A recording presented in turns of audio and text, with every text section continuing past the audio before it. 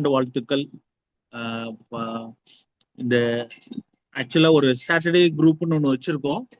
அதுல சில ஏபிபி எக்ஸாம்னால நம்மளால அதுல நிறைய விஷயங்கள் எங்களுக்கு அதுல நம்ம போயிட்டு இருந்ததுனால அந்த ஃப்ரீ கிளாஸஸ் நிறைய நடத்த முடியல. ஸோ அந்த சாட்டர்டே குரூப்ல ஏதாவது ஒரு செஷன் வந்து வீக்லி நம்ம ஒரு முக்கியமான டாபிக்ல போடணுங்கிறது தான் அந்த குரூப் ஆரம்பிச்சோம். அதுல நிறைய பார்ட்டிசிபென்ட்ஸ் இருக்கீங்க. ஸோ உங்களுடைய அந்த எதிர்பார்ப்பை கண்டிப்பா இனி வரும் இந்த காலகட்டத்தில் will try to fill up. இன்னும் சார் மாதிரி இன்னும் 4-5 ஃபேக்கல்டிஸை நமக்கு சப்போர்ட் பண்றாங்க. பண்ணிக்குவோம். இப்போ Raju Prasanna sir 3 days back call பண்ணி சார் நம்ம இந்த வருஷம் ஸ்டார்ட் பண்ணிடுவோம் சார்னு சொல்லி சார் ஆரம்பிச்சு முதல் கிளாஸ் போட்டிருக்காங்க. சார் ரொம்ப சந்தோஷம் சார். அதில் நம்ம அடுத்தது கிளாஸஸ் பண்ணும் பொழுது நம்ம அந்த திருப்பூர் பார் அவங்க பிரசிடென்ட் செக்ரட்டரி எல்லாம் பேசிட்டு அந்த ஒரு டீமா நம்ம அடுத்த கிளாஸ்ல ப்ரொசீட் பண்ணி போவோம். இப்ப இந்த வகுப்பு வந்து உண்மையாலுமே சார்ட்ட நான் எப்படி கேட்டிருக்கேன்னா, சார் எங்களுக்கு ப்ராக்டிஸ் ஓரியன்டாகவும் அந்த ரேட்டஸ்ட் ஜட்ஜ்மெண்ட்ஸ் அது மூலியமா இன்னைக்கு டிபி ஆக்ட்ல இருக்கக்கூடிய செக்ஷன்ஸ், ரெஜிஸ்ட்ரேஷன் ஆக்ட், அதே மாதிரி சிபிசி, இன்னும் அது கூட ஸ்பெசிபிக் ரிலீஃப் ஆக்ட், அந்த மாதிரி ஒவ்வொன்று எங்களுக்கு கப்புள் பண்ணி என்ன பொசிஷன் இருக்கோ அது நீங்க சொல்லுங்க சார் இருக்காங்க. ஸோ ஆக்டிவ் ப்ராக்டிஸ்ல உங்களெல்லாம் நினைச்சு அவங்க சார் இவ்வளவு தூரம் வந்து மோர் தென் 3 to 4 hours ப்ரிப்பேர் பண்ணாம வர முடியாது கிளாஸுக்கு. அது உங்களுக்கு அது உங்க வேல்யூபிள் டயத்தை அவங்க ஸ்பெண்ட் பண்ணி வர்றாங்க. எல்லாரும் பயன்படுத்திக்கோங்க. அதுல கொஸ்டின் செட்டர் பிரியதர்ஷினி நீங்க இதுல இருந்து நம்ம எம்சிக்யூ செட் பண்ணுவாங்கம்மா. அப்புறம் நம்ம சாட்ட கரெக்ஷன் வாங்கிக்கிட்டு அதை நம்ம இது பண்ணிக்கலாமா. ஸோ அதனால you try to take if possible MCQ question set பண்ணிருங்கம்மா. Priyadarshini and Kavya, you both do this. Yes, sir. Okay, sir. Sir நம்ம ஸ்டார்ட் பண்ணிடலாம் sir. Thank you sir. Thank you sir. Participants, வணக்கம் எல்லாத்துக்கும். Today topic we are going to speak about and also discuss about the relation between the Transfer of Property Act and the registration. கேக்குதுயா? நான் பேச கேக்குதா? Is it I'm audible? Yes, sir. Yes, sir. Yeah, sure, ma'am. இந்த இதுல என்னன்னு சொல்லிட்டு பாத்தீங்கன்னா,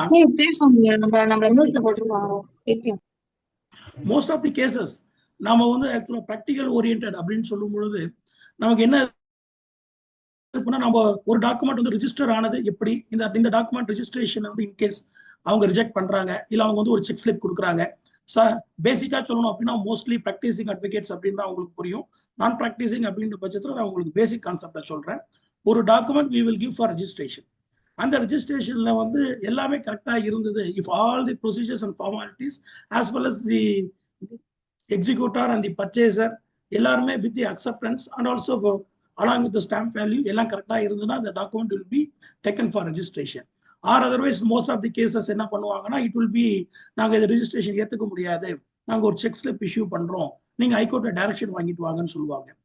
என்ன காலகட்டத்துல ஒரு விதமான காலகட்டத்துல என்ன ஆயிடுது அப்படின்னு சொல்லிட்டு பாத்தீங்கன்னா, நீங்க பாத்துருவீங்க எங்களுக்கு சர்க்குலர் சார் அப்படின்னுவாங்க. மோஸ்ட் ஆஃப் தி ரெஜிஸ்ட்ரேஷன் டிபார்ட்மெண்ட்ல நீங்க டிஸ்ட்ரிக்ட் ரிஜிஸ்ட்ராரை கேட்டு ஏன் இந்த டாக்குமெண்ட் ரிஜிஸ்டர் பண்ணல, நீங்க பண்ணலாமே நம்ம சொன்னோம்னா ஐஜி சர்க்குலர் சார் அப்படின்னுவாங்க.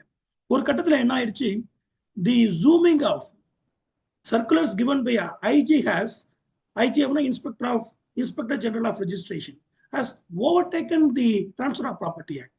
So இந்த காலகட்டத்தில் தான் the role of court comes into play.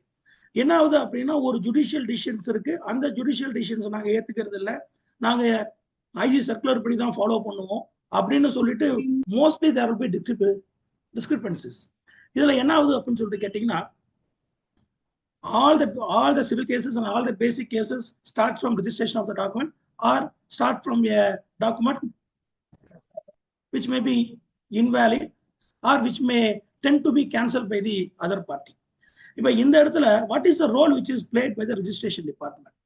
Whether the registration department or the registration act says anything about finding out the finding out of title by the sub-registrar or the district registrar or the IG of registrations, or they act separately as if like a court nowadays. So to put an end to all this, then நாம வந்து இது சம்பந்தமா various judgment has been given by Honorable Madras High Court as well as the Supreme Court pertaining to that. என்ன சொல்றாங்க அப்படின்ற மாதிரி இருந்தால், basic concept, the sub-registrar is only an quasi-judicial authority. He cannot go into the title of the properties. இது சம்பந்தமா பேசிக்கா registration act பத்தி நாம தெரிஞ்சுப்போம். First, what are the sections which are relevant for examination purpose as well as for the practical purpose. அப்படின்னு சொல்லிட்டு பாத்தீங்கன்னா, the relevant section, what are the sections which give or empower the sub-registrar? எந்த செக்ஷனை கீழே இவங்கலாம் வந்து எனக்கு rights இருக்கு, எங்களுக்கு சர்க்குலர் இஷ்யூ பண்றாங்க அப்படின்னு சொல்லிட்டு பாத்தீங்கன்னா, இந்த registration act section 68 subclass 2 and section 69. இதுல பாத்தீங்க அப்படின்னா section 68 subclass 2 என்ன சொல்லுதுன்னா, every registrar shall have authority to issue any order consistent with this act which he considered necessary in respect of any act or omission of any sub-registrar subordinate to him, or in respect of rectification of any error regarding the book or the office in which any document has been registered. இதுல முக்கியமானது power of registrar to superintend and control sub-registrar. The main word which is used in the registration act என்ன அப்படின்னு சொல்லிட்டு பாத்தீங்கன்னா, superintend வார்த்தை use பண்ணிருக்காங்க. நாளடைவுல என்ன ஆயிடுது அப்படின்னா, சூப்பரிண்டெண்டிங் பவர் அப்படின்றது எதுக்குள்ள போயிடுது அப்படின்னா, as if like a mini law, as if like a mini law, section 68 sir, as if like a mini law which is being created by the IG of registration through the circulars. Whether a citation will prevail or the circular will prevail. Even most of the cases, the IG of registration has issued circular pertaining to which zoom into the civil proceedings and also which overlap with the civil proceedings. Most of the documents பாத்தீங்கன்னா sub-registrar பண்ற தவறுனாலையும் registration டிபார்ட்மெண்ட்ல இவங்க செய்யற தவறுனாலையும் நமக்கு வந்து cases இதா இருக்கும். இந்த இதுல subsequently section 69 says about the power of inspector general to superintend registration office and make rules. இந்த ரெண்டு செக்ஷன்லயுமே என்ன காமனா இருக்கு, ரெண்டு செக்ஷன்லயுமே காமனா என்ன இருக்கு அப்படின்னு சொல்லிட்டு பாத்தீங்கன்னா, சூப்பரிண்டென்ட்ன்ற வார்த்தை. So the intention of the legislature is nothing but superintending power only, but not rule making power or law making power. இந்த இடத்துல என்ன ஆயிடுது அப்படின்னு சொல்லிட்டு பாத்தீங்கன்னா, this has been நம்ம ஜுடிஷியல் ஆக்டிவிசம் படிச்சிருப்போம். அது மாதிரி ஒரு காலகட்டத்துல சமீபத்துல என்ன காலகட்டம் வந்துருச்சுன்னு அப்படின்னா, சர்க்குலரை மட்டுமே ஒரு 100-200 சர்க்குலருக்கு மேல வந்து இது நாங்க இந்த டாக்குமெண்ட் ரிஜிஸ்டர் பண்ண மாட்டோம், மற்ற டாக்குமெண்ட் ரிஜிஸ்டர் பண்ண மாட்டோம் அப்படின்னு சொல்லிட்டு it has been overlapped with the Transfer of Property Act. ஏன்னா Transfer of Property Act is a statute which gives rights to us about the transfer of property, whether it may be gift, mortgage or any other mode of transfer, sale deed, anything. இந்த இதுல இவங்க ஒரு காலகட்டத்துல when there is an overlapping between Transfer of Property Act and Registration Act வரும்போது various judgment has been given by Honorable Madras High Court as well as Supreme Court pertaining to that. இந்த இதுல பேசிக்கான கான்செப்டை பொறுத்தவரையிலும் as per section 68 subclass 2 and section 69 படி the circulars has been given by the IG of registrations. And what are the other sections which give them right to reject a document or to give a check slip? அப்படின்னு சொல்லிட்டு பார்த்தோம்னா, rule 162 of registration act. Rule 162 of registration act படி there are various types of points which has been mentioned by the rules, which says that like the valuation of the document or non-acceptance by the executor and subsequently written in the language which has not been accepted by the registrar or understood by the registrar, or the language is not been translated and given as per the direction given by the sub-registrar, and the description of property is vague, which could not be identified and unaccompanied by a copy. Date of execution in the sale it is not been mentioned. Like various criteria has been mentioned in Rule 162. In all the criteria, it has been specifically mentioned that no point in Rule 162 states about the dispute in the property or finding out the title of the property. எல்லாத்துக்குமே தெரியும், even the revenue officials could not go into the title of the property. When there is a dispute pertaining to title of the property is concerned, the revenue officials could not seek or cancel patta pertaining to a specific property when there is a title dispute. அதே இதுதான் வருது section 162 sir, rule 162 sir. இதுல என்ன அப்படின்னு சொல்லிட்டு பாத்தீங்கன்னா, இது மாதிரி various rule 162 as giving or refuse to registerன்றதுல வந்து it give the exemplary powers to the registering authority to give direction for check slip, and this has been discussed by Honorable Madras High Court. And subsequently, the other sections which has been specifically mentioned is section 22A of the Registration Act and section that of Tamil Nadu Registration Act. The amendment has been brought by the Tamil Nadu government, which is section 22A and section 22B.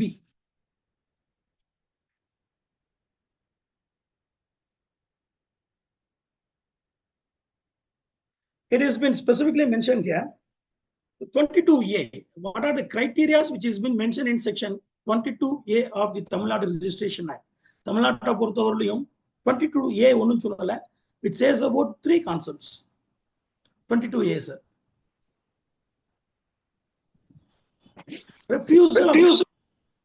Refusal to register certain document. இதுல என்ன சொல்றாங்கன்னா, where the land belongs to state government or local authority. அதாவது வந்து புறம்போக்கு இடம், when the land belongs to government, that land could not be registered. And the second point is when the land belongs to any endowment covered by the Tamil Nadu Hindu Religious and Charitable Endowment. When the land belongs to endowment and which belongs to a particular temple, that land cannot be registered as per section 22A, and the refusal slip or the document could be rejected based upon 22A. And subsequently, land which is donated for Bhudan Yagna vested in Tamil Nadu state Bhudan Yagna Board pertaining to Bhudan movement. Bhudan movement என்றது யார் ஆரம்பிச்சாங்க, யாரா சொல்ல முடியுமா?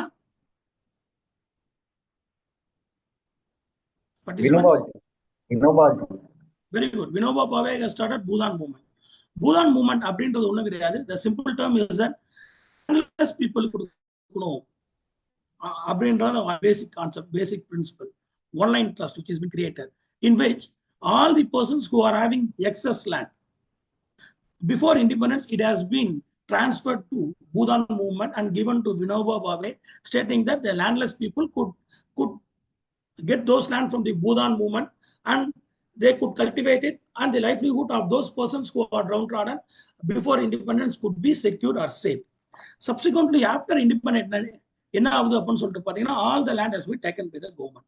And subsequently, நீங்க வந்து you should have heard about assignment, ஒப்படைவு அப்படின்னு சொல்லுவாங்க தமிழ்ல. Assignment, whether இதுல ஒரு கொஸ்டின் என்ன அப்படின்னு சொல்லிட்டு பாத்தீங்கன்னா, whether an assignment given by the government is a document of title or not. It is a document of title. An assignment given by the government is a direct transfer of land from the government to a particular person who is a beneficiary, they will say, which is a document of title. In this case, Bhudan movement government எடுத்து government வந்து அந்தந்த ஏரியால landless மக்களுக்கு வந்து downtrodden மக்களுக்கு there is a criteria in the revenue standing board standing order. அதுல வந்து who are the landless persons, அவங்களுக்கு என்ன criteria அந்த இதுல இருக்கும். அவங்களுக்கு வந்து நஞ்சை நிலம் அப்படின்ற மாதிரி இருந்தால் 3 ஏக்கருக்கு மேல இருக்கக்கூடாது, புஞ்சை நிலம் அப்படின்ற மாதிரி தான் 1.5 ஏக்கருக்கு மேல இருக்கக்கூடாது அப்படின்னு சொல்லிட்டு there all be certain criteria. Joint ஃபேமிலியா இருந்தா எவ்வளவு இருக்கணும், டிஸ்ட்ரிபியூட் விடோ அப்படின்னா எவ்வளவு இருக்கணும்னு சொல்லிட்டு எல்லாத்துக்கும் ஒரு கிரைட்டீரியா இருக்கு. அதன்படி the land will be allotted to a particular beneficiary. அதான் Bhudan movement. The land should not belongs to Bhudan movement அப்படின்றாங்க. And subsequently, the fourth point is a property belongs to Waqf board. அந்த property வந்து Waqf boardக்கும் இதா இருக்க கூடாது. Waqf board ப்ராப்பர்ட்டியா இருந்தது அப்படின்ற மாதிரி இருந்துச்சு அப்படின்னா the land could not be taken, could not be registered அப்படின்றது ஸ்பெசிஃபிக்கா சொல்றாங்க அதுல. And the second criteria pertaining to section 22A, which relates to transfer of ownership, land converted to house sites without permission for the development of such land by the planning authority. இது ஒண்ணும் கிடையாது. Recently a point has been initiated. என்னன்னா DRD, அதாவது நாம பாத்தீங்கன்னா நம்ம ஏடி பஞ்சாயத்து இவங்க கிட்ட நம்ம வந்து town and country planning authority கிட்ட நம்ம ஒரு லேண்ட் போடுறோம், சைட் போடுறோம் அப்படின்ற மாதிரி, சைட் போடுறாங்க அப்படின்ற மாதிரி இருந்தால் ரியல் எஸ்டேட் டெவலப்பர்ஸ் வந்து ஒவ்வொரு லேண்டுக்கும் தனியாக ரோடு போட்டு அதுக்கான ஸ்பெசிஃபிக் சீவேஜ் என்ன அப்படின்னு சொல்லிட்டு அதுக்கு வந்து இது பண்ணி எல்லாத்துக்கும் ஒரு கிரைட்டீரியா போட்டு இது பண்ணலாம். 30 அடி ரோடு இருக்கணும், 24 அடி இருக்கணும், இப்போ வந்து குறைச்சி 22 அடின்னு கொண்டு வந்துட்டாங்க. இது மாதிரி ஒரு கிரைட்டீரியா போடுறாங்க. ஏன்னா த லேண்ட் எப்பயுமே நஞ்சை land could not be converted into and Natham. புரிஞ்சுக்கோங்க, நத்தம் அப்படின்றது ஹவுஸ் சைட், நஞ்சை அப்படின்றது வந்து நன்சை, அதுல எது வந்தாலும் நல்லதா வரும் அப்படின்றதுனால a land which is having wetland which is having more source of water for irrigation is been considered as நஞ்சை land. புஞ்சை, புன்சை அப்படின்றது என்ன அப்படின்ற மாதிரி தான் the land which doesn't have a more source of water, but however the source of water will be given from some canal, அதாவது ஏரி வாய்க்கால் மூலியமாவோ ஒரு ஓடை மூலியமாவோ அதுக்கு வந்து லேண்டு வாட்டர் சப்ளை கிடைக்கும். அது புஞ்சை லேண்ட்னு சொல்லுவாங்க. Punjai land only could be converted into natham land.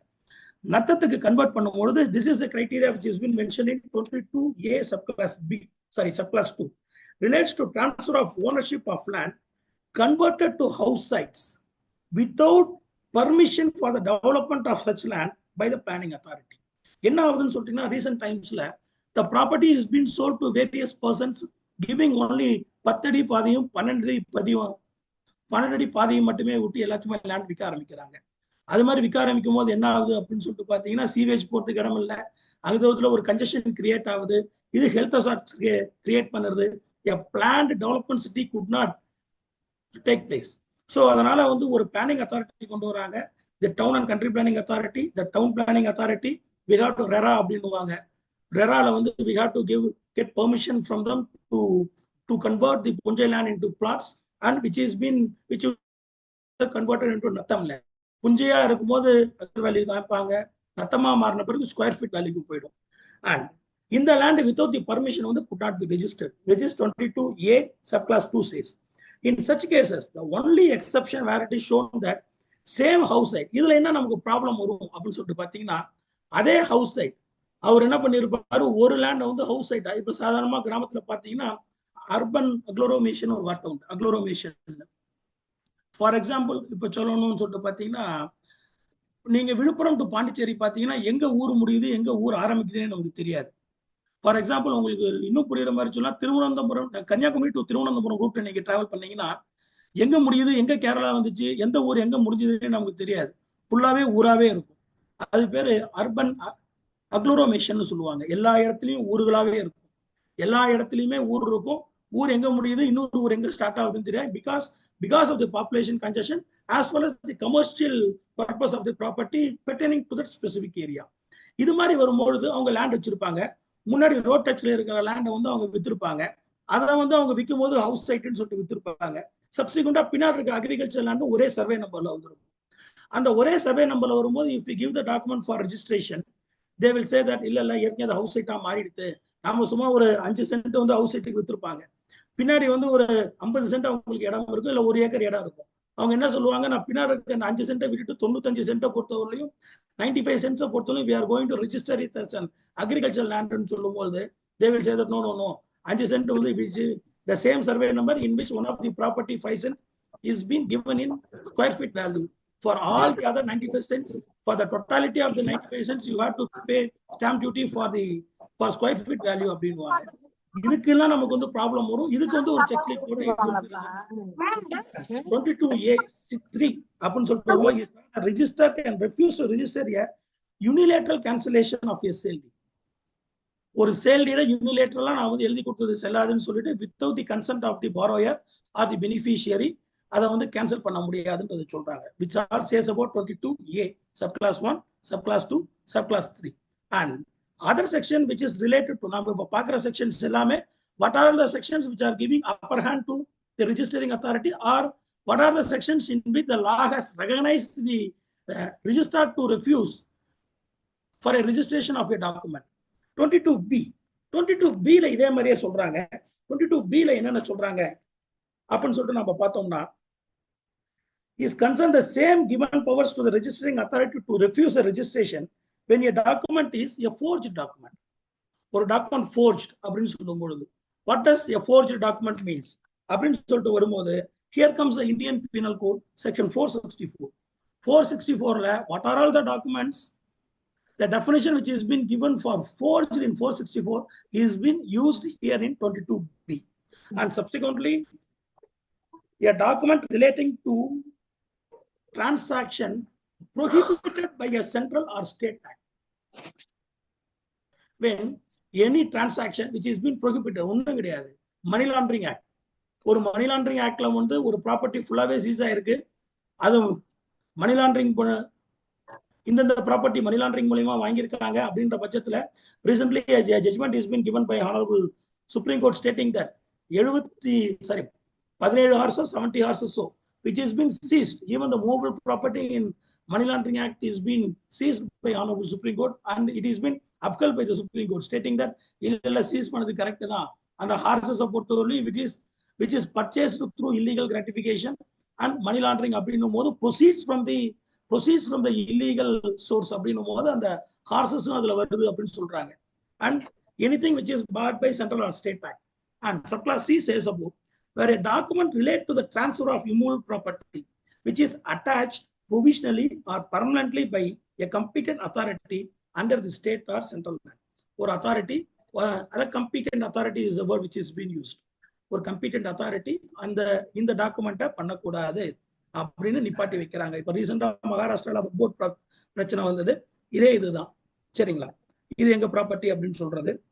The scope of inquiry as regards a ground under section 22B has been fully considered. இதெல்லாம் எதுல கன்சிடர் பண்றாங்க அப்படின்னா, நான் உங்களுக்கு சைட்டேஷன்ஸ் எல்லாமே சொல்ல, நிறைய சைட்டேஷன்ஸ் இருக்கு, நான் இது பண்றேன். இப்போ 22B பத்தி நீங்க தெரிஞ்சுக்கிட்டீங்க. So what are the 3 sections which give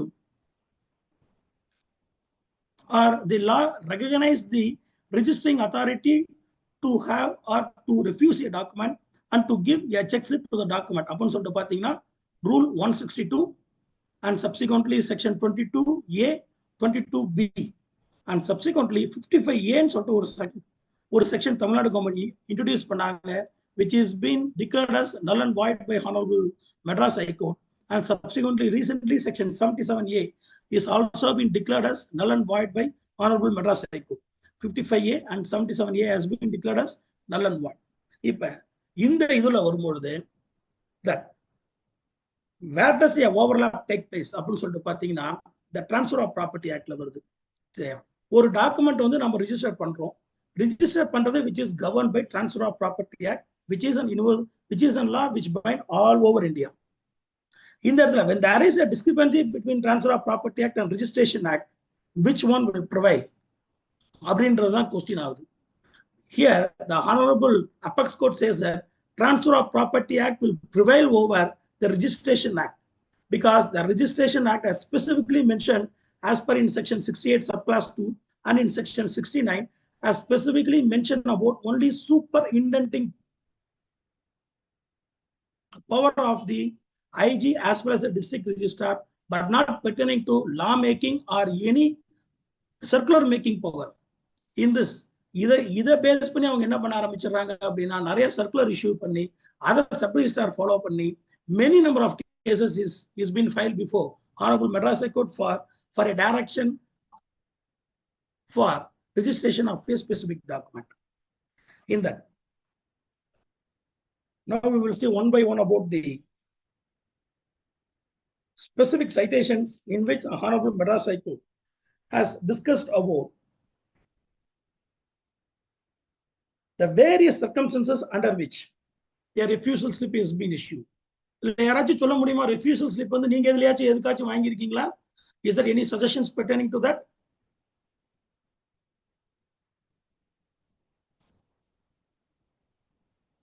பாத்தீங்க அப்படின்ற மாதிரி இருந்தா ரீசெண்டா வந்து பட்டா சிட்டா அடங்கல் இதெல்லாம் நீங்க வைங்க.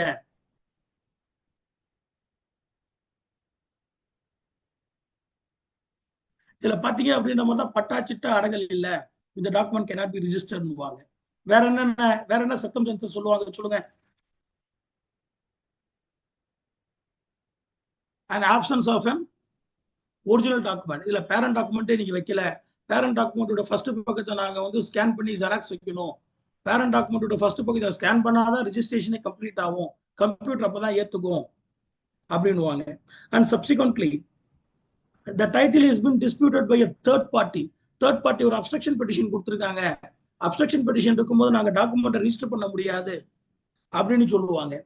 And subsequently letters from the police. Police வந்து எங்களுக்கு லெட்டர் கொடுத்துருக்காங்க, இந்த டாக்குமெண்ட் ரெஜிஸ்டர் பண்ணக்கூடாது அப்படின்னு சொல்லிட்டு ஒரு காரணம் சொல்லுவாங்க. And subsequently existence of mortgage. Mortgage இருக்கு அப்படின்றதுனால அந்த டாக்குமெண்ட் ரெஜிஸ்டர் பண்ண முடியாது அப்படின்னு ஒரு காரணம் சொல்லுவாங்க. அண்டர் வேல்யூவேஷன் வந்துருது. நீங்க வேல்யூவேஷன் ஆயிருக்கே இப்ப சொன்னா இல்லையா, ஒரு 5 cents வந்து நஷ்டத்துல பண்ணிருப்பாங்க. அண்ட் சப்சிக்வெண்ட்லி ஸ்கொயர் ஃபீட் வேல்யூவே நீங்க போட்டிருக்கணும், அதுக்கு நீங்க ஸ்கொயர் ஃபீட் வேல்யூ போடல அப்படின்றதுனால அண்டர் வேல்யூவேஷன் வந்துருது, அதனால the document cannot be registered அப்படின்னுவாங்க. Not obtaining the no objection certificate from the lessor. And sometimes suppose a property, ஒரு ப்ராப்பர்ட்டி நம்ம என்ன பண்ணுவோம், லீஸுக்கு கொடுத்துருவோம். அந்த ப்ராப்பர்ட்டி லீஸ்ல இருக்கும் பொழுது அந்த ப்ராப்பர்ட்டி லீஸுக்கு கொடுத்த லெஸ்ஸார் என்ன பண்ணுவாரு, that the property has to be sold அப்படின்ற மாதிரி இருந்தால் அவர் அந்த ப்ராப்பர்ட்டியை விற்க போகும்போது நீங்க யாருக்கு வந்து லீஸ் கொடுத்தீங்களோ அவர்கிட்ட நோ அப்ஜெக்ஷன் வாங்கிட்டு வாங்க, இந்த ப்ராப்பர்ட்டி விற்கிறதுல எனக்கு ஆட்சேபனை கிடையாது அப்படின்னு சொல்லிட்டு வாங்கிட்டு வாங்கன்னு. அதுக்கு ஒரு செக் ஸ்லிப் கொடுப்பாங்க. And subsequently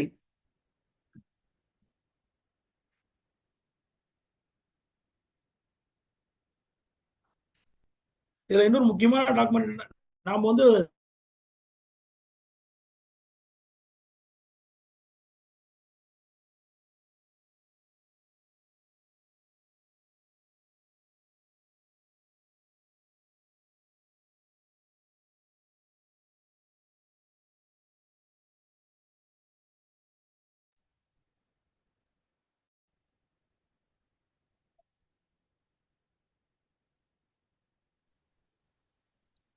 இதுல பாத்தீங்க அப்படின்ற மாதிரி இதோ ஒரு காரணமா சொல்லுவாங்க. And subsequently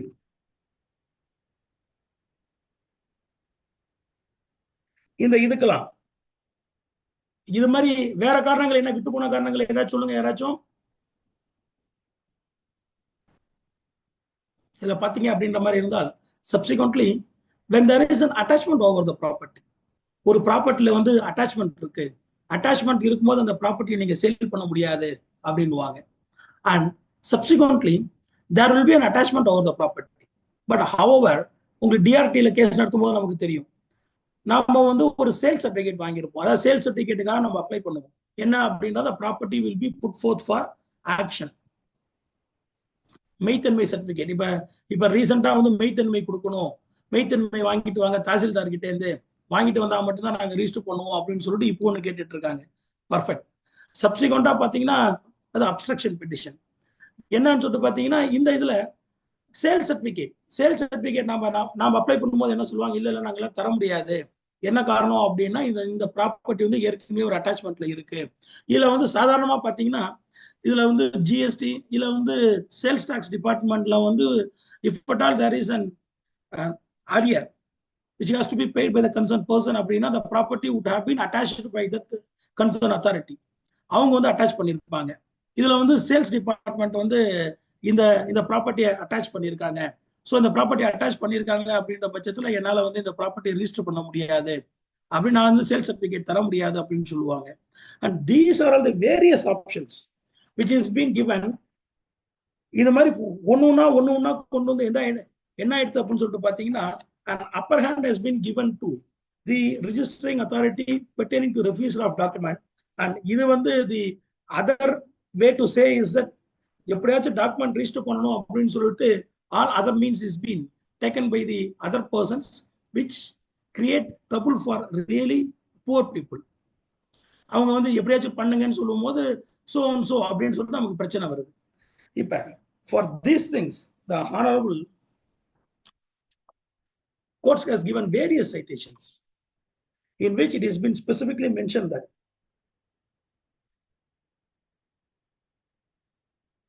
the first landmark case is Ramayi Vice Sub-Registrar, reported in 2020, volume 6, CTC, page number 697, in which a division bench has been constituted for its reference. An elaborate discussion is being made by the division bench about the powers of the district registrar as well as the IG of registration and about the circular orders.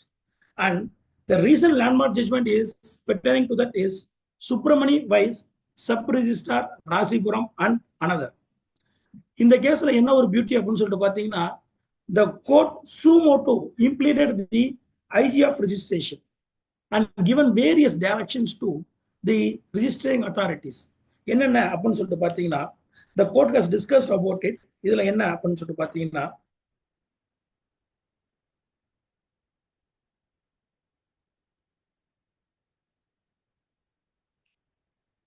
பேசிக்கா வந்து supreme court என்ன in Reconstruction Co. India Limited Vice SP Velayudham reported in 2022-8 SEC page number 210.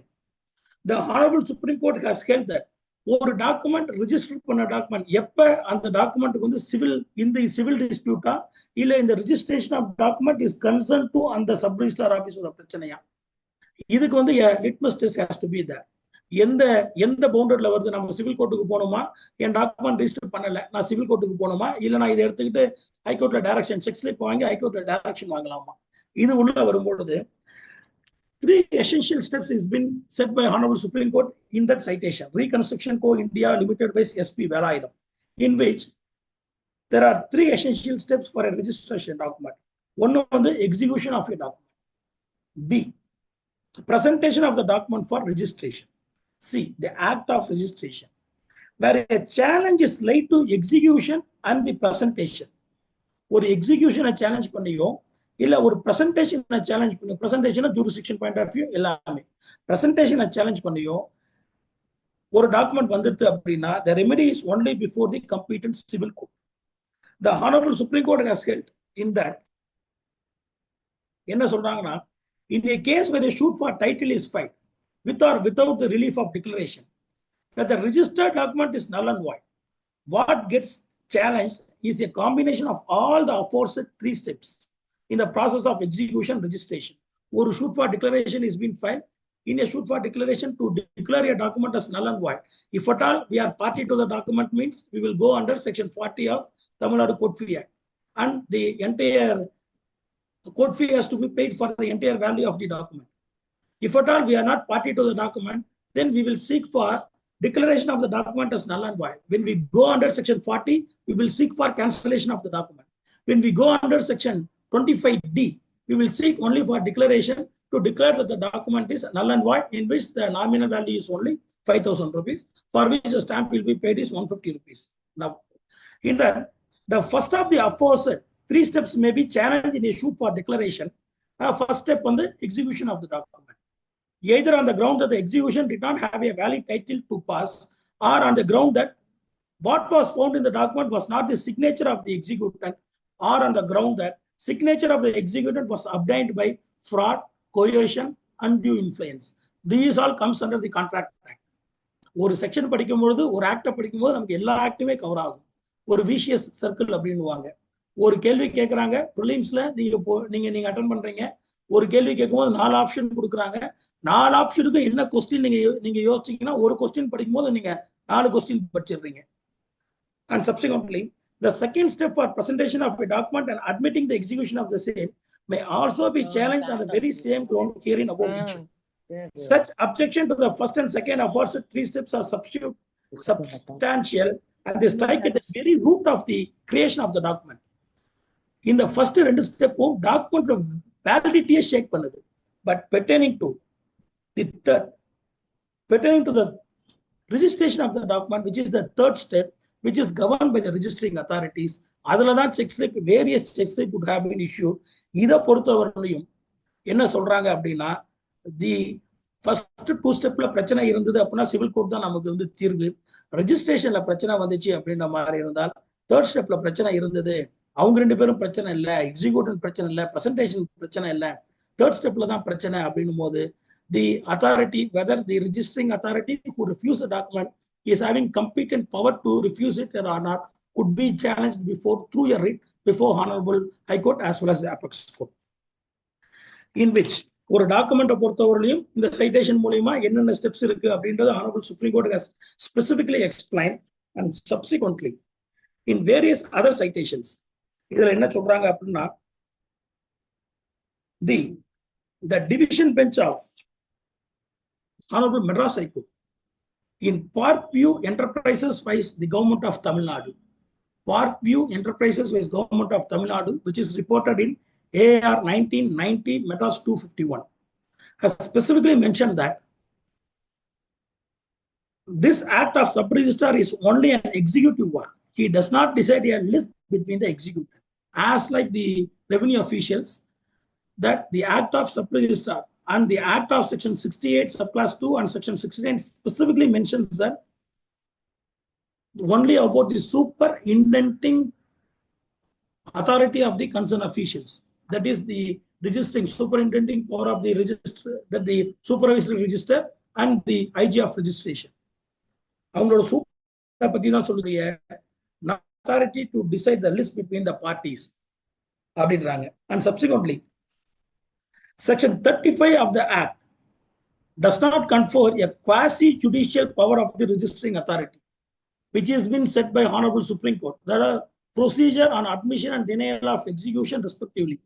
அதுல வந்து இப்ப 35ல வந்து நான் வந்து உள்ள நான் வந்து தாக்கல் பண்ணும் போது இல்ல you doesn't have right over the property, ஏன்னா third party ஒரு obstruction petition கொடுத்திருக்காங்க, அதாவது objection petition கொடுத்திருக்காங்க, இதனால நீங்க வந்து இதை வந்து பண்ணவே முடியாது, இல்ல third party right involve ஆயிருக்கு, without knowing about the what is the right which is having for the third party, or without even seeing about the document of the third party, even though the third party has submitted a document. The third party has submitted a document before the sub-registrar stating that for so and so reasons, I have the authority to obstruct the sale deed. அப்படின்னு சொல்றாங்க for the registration of a document அப்படின்னு சொன்னாலும், Honorable Supreme Court has specifically mentions that in Satyapal Anand by state of Madhya Pradesh.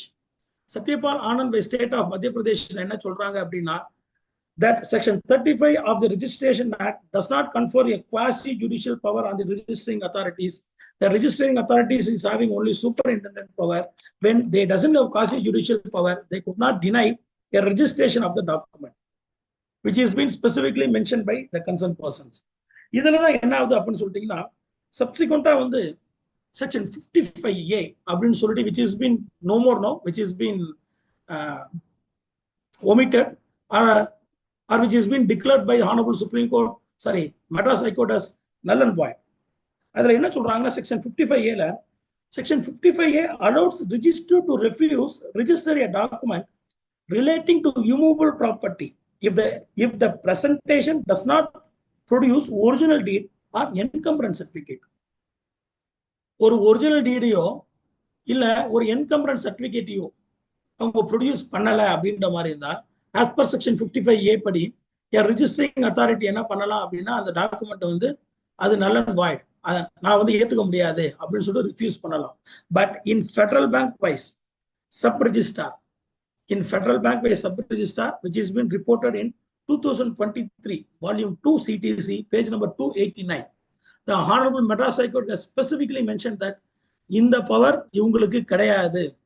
The said act is ultra virus. Can anyone say that the relation between section 55A and the constitutional right which is being given pertaining to property? Which article discuss about the right to property in the Constitution of India? Article 31, sir. 31, which is been fundamental right. Legal right. 300 years, sir. 300A, very good. 300A, which is no more a fundamental right, which is being given as a legal right in Article 300A. ஏன் fundamental ரைட்ல இருந்து எடுத்துட்டாங்க அப்படின்னா, India is a developing society. Develop ஆகும்போது இப்ப கவர்மெண்ட்டுக்கு வந்து இப்ப என்கேஜ் போட்டுட்டு இருக்காங்க, ரயில்வே ட்ராக் வந்துட்டு இருக்கு, பிளஸ் ஒரு பிரிட்ஜ் கட்டணும். அப்ப ப்ராப்பர்ட்டியை கேட்கும்போது when it is a fundamental right, the property could not be acquired and the development process could be stalled. அதனால என்ன பண்றாங்க அப்படின்னா, which is been given in the legal right, Article 300A. When it is a legal right which is been specifically mentioned in the Constitution, when it is a constitutional right to a concerned person, or constitutional right when a person is going to sell his own property or transfer his own property, when it is governed by Transfer of Property Act, a mere registering authority could not refuse to register a document which affects the legal right or constitutional right of a particular person. அதனால என்ன சொல்றாங்க அப்படின்னா 55A is against ultra virus to constitution அப்படின்னு சொல்லிட்டு which has been taken away. And section 22A and 22B எப்போ கொண்டு வராங்கன்னா 22A வந்து 2016 அதாவது 2010-2016 22B அப்படின்றது 16/8/2022 கொண்டு வராங்க. But these two things will govern by the contract act as well as the transfer of property act. நான் அதுல செக்ஷன் 22A இருக்கிற 3 கிரைட்டீரியாஸும் சப்சிக்வெண்டா செக்ஷன் 22B இருக்கிற கிரைட்டீரியாஸும் பார்த்தாலே தெரியும். ஒரு வக்ஃப் ப்ராப்பர்ட்டி பண்ண முடியாது, ஹெச்ஆர்என்சி ப்ராப்பர்ட்டி பண்ண முடியாது, ஒரு state government R local authority property நம்மளால பண்ண முடியாது. இதெல்லாம் நம்ம வந்து கண்டிப்பா ஒரு ஃபோர்ஜ்டு டாக்குமெண்ட் பண்ண முடியாது. இதெல்லாம் ரெஃப்யூஸ் பண்றது வந்து it has an legal validity as well as sanctity to create multiplicity of shoots, to restrain multiplicity of shoots. But இதுல என்ன சொல்றாங்க அப்படின்னு சொல்லிட்டு பாத்தீங்கன்னா, இந்த இது சம்பந்தமா என்ன discussions is been given by honorable apex court னு சொல்லிட்டு பாத்தீங்கன்னா, இதுல ஒரு ஸ்பெசிபிக் டிஸ்கஷன் சொல்றாங்க. என்னன்னா, in Sudha Ravikumar Vice, the special commissioner, Sudha Ravikumar Vice special commissioner reported in AR 2017 Madras 203. என்ன சொல்றாங்க அப்படின்னா, சிம்பிளி ஃபார் ரீசனா ஒரு என்டோமெண்ட் போர்ட்ல இருந்து ஒரு லெட்டர் மட்டும் கொடுப்பாங்க. லெட்டர் கொடுத்து this property belongs to endowment. இப்போ உங்களுக்கு நான் ரீசெண்டா இது ஒரு எக்ஸாம்பிள் சொல்லணும்னா, கலைமகள் சபா பிரச்சனை வரும்போது everybody participants will know about the Kalaimagal Sabha issue நான் நினைக்கிறேன். அதில் ரிசீவர் அப்பாயிண்ட் பண்ணாங்க and subsequently Kalaimagal Sabha has challenged that the property is been sold. இதுல வந்து எங்களுக்கு நிறைய லாஸ் இருக்கு, அதனால நான் இதை ப்ராப்பர்ட்டி போகிறத பொறுத்தவரையும் எப்படி இது ரிஜிஸ்ட்ரேஷனை பொறுத்தவரையும் வேற ஒரு பர்சன் அப்பாயிண்ட் பண்ணுங்கன்னு சொல்லிட்டு அதுல நிறைய குளறுபடி இருந்துச்சுன்னு சொல்லிட்டு ஹானரபிள் மெட்ராஸ் ஹைகோர்ட் வந்து ரீசெண்டா ஒரு எக்ஸ்ட்ரா ஒரு பர்சன் அப்பாயிண்ட் பண்ணி the property is been maintained actually to give to the person who invested in the Kalaimagal Sabha. இதுல என்ன இஷ்யூன்னு சொல்லிட்டு பாத்தீங்கன்னா, ஒரு டைரக்ஷன் கொடுக்குறாங்க. என்ன அப்படின்னா, கலைமகள் சபா ப்ராப்பர்ட்டியை ஃபர்தர் ரெஜிஸ்ட்ரேஷன் பண்ணாதீங்கன்னு சொல்லிட்டு. அப்ப என்ன ஆகுது அப்படின்னா, இவங்க கலைமகள் சபா ப்ராப்பர்ட்டின்றது 2000ல இருந்து பிரச்சனையை ஆரம்பிச்சு 2005 எல்லாம் ரிசீவர் அப்பாயிண்ட் பண்ணி முன்னாள் advocate general Navaneetha Krishnan sir நினைக்கிறேன், அவர் வந்து ரிசீவரா போடுறாங்க. அவர் ரிசீவர் அப்பாயிண்ட் பண்ணி most of the properties is been sold actually. அதாவது through the receiver will give the property to the concern person who took action over the property. அந்த ப்ராப்பர்ட்டியை வந்து ஏலத்தின் மூலியமா எடுத்து அவர்கிட்ட இருந்து ஒரு 10 கை மாறி வந்துருச்சு. இப்ப என்ன பண்றாங்க அப்படின்னா, இவங்க கிட்ட எதெல்லாம் கலைமகள் சபா ப்ராப்பர்ட்டி அதெல்லாம் ரிஜிஸ்டர் பண்ணாதுன்னு சொல்லும் போது, இந்த 2000ல வந்து கலைமகள் சபா ப்ராப்பர்ட்டி ஒரு லிஸ்ட் வச்சிருப்பாங்க பாருங்க. அந்த லிஸ்ட் அப்படியே கொண்டு போயிட்டு எந்தெந்த ப்ராப்பர்ட்டிலாம் ரிஜிஸ்டர் ஆச்சோ அந்த ப்ராப்பர்ட்டியும் சேர்த்து இதெல்லாம் ரிஜிஸ்டர் பண்ணக்கூடாதுன்னு வேல்யூவேஷன் 0 ஆக்கிடுவாங்க. இப்ப சமீபத்தில் நடந்த பிரச்சனை, அந்த வேல்யூவேஷன் 0வை சேலஞ்ச் பண்ணி ஹைகோர்ட்டுக்கு போகும்போது அதுக்குதான் வந்து ஆனரபிள் ஹைகோர்ட் as well as supreme court says சிம்பிளா ஒரு டாக்குமெண்ட்டை கொடுத்து இந்த டாக்குமெண்ட்ல வந்து நான் ரெஃப்யூஸ் பண்றேன் அப்படின்னு ஒரு வக்ஃப் போர்டோ இல்ல ஒரு என்டோமெண்ட் போர்டோ சொல்லக்கூடாது. அந்த டாக்குமெண்ட்ல உண்மையாலுமே கிளிஞ்சிங் எவிடன்ஸ் இருக்கு அப்படின்ற மாதிரி இருந்தா மட்டும்தான் ஒரு சம்மரி என்கொயரி போட்டு இதுல வந்து நம்ம சாட்டிஸ்ஃபை ஆகணும் அப்படின்ற மாதிரி தான் அதை ரிஜிஸ்டர் பண்ணுங்க. சாட்டிஸ்ஃபை ஆகல அப்படின்ற மாதிரி இருந்தால் நீங்க ரிஜிஸ்டர் பண்ண தேவையில்லை அப்படின்றாங்க. சிம்பிளா ஒரு லெட்டர் மட்டுமே வக்ஃப் போர்டு கொடுத்ததுனாலயோ ஒரு என்டோமெண்ட் போர்டு கொடுத்ததுனாலயோ நீங்க ஒரு ரிஜிஸ்ட்ரேஷனை நிப்பாட்ட முடியாது. which has been mentioned in Sudha Ravikumar Vice, the special commissioner, and also the similar case Kalayarasan Vice Inspector General reported in 2018 SCC online Madras 7224. இதுலதான் கிளிஞ்சிங் எவிடன்ஸ் வேணும் அப்படின்னு சொல்லிட்டு honourable Madras high court is saying. and subsequently வேற சைட்டேஷன்ஸை பொறுத்தவரை என்ன சொல்றாங்க அப்படின்னா, that you all know about, ஏற்கனவே உங்ககிட்ட நான் அதை டிஸ்கஸ் பண்ணேன். நான் முன்னாடி வந்து ஹவுஸ் சைட்டா நான் வித்துட்டேன். சப்சிக்வெண்டா பின்னாடி என்னோட அக்ரிகல்ச்சர் லேண்டை பொறுத்தவரை ஹோல் சர்வே நம்பர்ல வருது. இப்ப 90/1 அப்படின்ற survey number belongs to says entirely about 1 hectare. 1 hectare equal to 2.47 cents. அதாவது 2 acre and 47 cents. 2 ஏக்கர் 47 சென்ட்ல 47 சென்ட்டை பொறுத்தவரையிலையும் நான் என்ன பண்ணிடுறேன் அப்படின்னா, நான் வந்து ரோட் டச்ல இருக்கு அப்படின்னு சொல்லிட்டு அதை நத்தமா வித்துறேன். அதாவது ஸ்கொயர் ஃபீட் வேல்யூக்கு வித்துறேன். திடுதுப்புன்னு என்ன ஆகுது அப்படின்னு சொல்லிட்டு பாத்தீங்கன்னா, இல்ல என்ன ஆகுதுன்னா, பின்னாடி இருக்க 2 ஏக்கரை நான் விற்க போகும்போது என்ன சொல்றாங்க, இல்ல நீ 47 சென்ட்டை வந்து ஸ்கொயர் ஃபீட்டுக்கு வித்துட்டதுனால பின்னாடி இருக்க 2 ஏக்கருக்கு நீ ஸ்கொயர் ஃபீட்ல தான் வேல்யூவேஷன் போட்டு வேல்யூவேஷன் இன்க்ரீஸ் பண்ணி காமிக்கணும்னு. நான் வேல்யூவேஷனை இன்க்ரீஸ் பண்ணி காமிச்சேன் அப்படின்னா சப்ஸ்டிக்வெண்டா எனக்கு என்ன பிரச்சனை வரும், இது இன்கம் டேக்ஸ்ல வந்து இவ்வளவு வேல்யூவேஷன் சொல்லியிருக்காங்க, இந்த வேல்யூவேஷனுக்கு நீ என்ன பணம் கட்டணும்னு சொல்லிட்டு நம்மள கேட்பாங்க.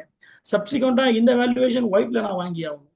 ஒயிட்ல கொடுக்குறாங்க அப்படின்ற பட்சத்துல அதுக்கு வாங்குறவங்க கணக்கு சொல்லணும். But the real valuation of the property will be less. But however, the valuation which is been mentioned in the square feet value அப்படின்னு பார்த்தீங்கன்னா எங்கேயோ போகும். நான் ஏக்கரை வந்து சும்மா வாங்கினா 20 லட்ச ரூபாய்க்கு 25 லட்ச ரூபாய்க்கு வாங்கலாம். ஆனா சப்சிக்வெண்டா எனக்கு ஸ்கொயர் ஃபீட் வேல்யூ போச்சுன்னா ஸ்கொயர் ஃபீட் எனக்கு 50 லட்ச ரூபா வரும். ஸோ இந்த இடத்துல Honorable Supreme Court is saying that in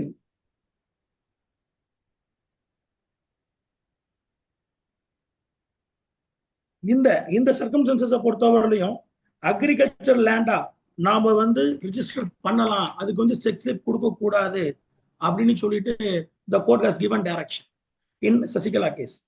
And so also in Sasikala wise the revenue divisional officer comes sub collector, which has been mentioned in writ petition miscellaneous 6889 of 2020. அதுல இந்த இதுல என்ன சொல்றாங்கன்னா the next step unilateral cancellation of settlement deed. சரிங்களா? Settlement deed வந்து எதை பத்தி discuss பண்ணது? ஆக்சுவலா எந்த செக்ஷன் டீல் பண்ணது? ட்ரான்ஸ்ஃபர் ஆஃப் ப்ராப்பர்ட்டி ஆக்ட்ல section 122 says about settle gift. சரிங்களா? and subsequently section 126 says about when gift may be suspended or revoked. சரிங்களா? இதுல என்ன words which has been used by the legislature பாருங்க. the donor and donee, அதாவது வந்து கொடுக்கிறவர் வாங்குறவர் may agree that on the happening of any specified event which does not depend on the will of the donor, a gift shall be suspended or revoked on the happening of a specific event. ஒரு event happen ஆயிடுது அப்படின்ற மாதிரி இருந்தால் இந்த settlement தானாவே வந்து ரத்தாயிடும். இதுல நீங்க பாத்தீங்க அப்படின்ற மாதிரி இருந்தால் சப்போஸ் என்ன எழுதுவாங்க அப்படின்னா, உனக்கு வந்து ஒரு ஆண் வாரிசு இருந்து அந்த ஆண் வாரிசு அந்த ஆண் வாரிசு உனக்கு ஆண் வாரிசு ஆணோ பெண்ணோ உனக்கு வாரிசு ஏற்பட்டால் அந்த சொத்தை நீ அடைந்து கொள்ள வேண்டியது. வாரிசு உனக்கு இல்லை அப்படின்ற பட்சத்துல இந்த சொத்தை வந்து திருப்பி என்னோட மற்ற பசங்களுக்கு வர வேண்டியது அப்படின்னு சொல்லிட்டு அந்த காலத்துல ஒரு இது எழுதுவாங்க. But however, which is also subject to the fact and circumstances of each and every case, which is governed by section 14 subclass 1 and section 14 subclass 2 of Hindu law. The property right to women அப்படின்னு சொல்லிட்டு போகும்போது maintenance அப்படின்ற வார்த்தை இருந்துச்சு அப்படின்னா, even though there is a condition prescribed in the document, the condition will not act into play, the property will become an absolute property. அதே condition அதுல இல்ல அப்படின்னு மெயின்டெனன்ஸ்ன்ற வார்த்தை கண்டிஷன் இல்ல, உன்னுடைய வாழ்நாள் ஜீவனத்திற்காக அப்படின்ற வாசகம் அதுல இல்ல அப்படின்னா, which will be governed under section 14 subclass 1 but not under section 14 subclass 2. It depends upon fact of the case. அது மாதிரி ஒரு கண்டிஷன் வந்து செட்டில்மெண்ட்ல எழுதி ரெண்டு பேருமே அதை ஒத்துக்கிட்டாங்க அப்படின்னா, it is the settlement may be revoked or the gift may be revoked. But a gift which the party agree shall be revocable wholly or in part at the mere will of the donor is void. Donor மட்டுமே கொடுத்தவர் மட்டுமே ஒரு தானம் கொடுத்துட்டு, தானம் கொடுத்தது இல்ல இந்த தானம் செல்லாது, இந்த தானம் நான் கொடுத்ததை ரத்து பண்ண யூனிலேட்டரலா அவரே பண்ணாரு அப்படின்னா, அதாவது முழுசாவோ இல்ல பகுதியாவோ பண்ணாரு அப்படின்னா இட் இஸ் வாய்ட். அதுதான் செக்ஷன் 126 சொல்லுது. the TP Act.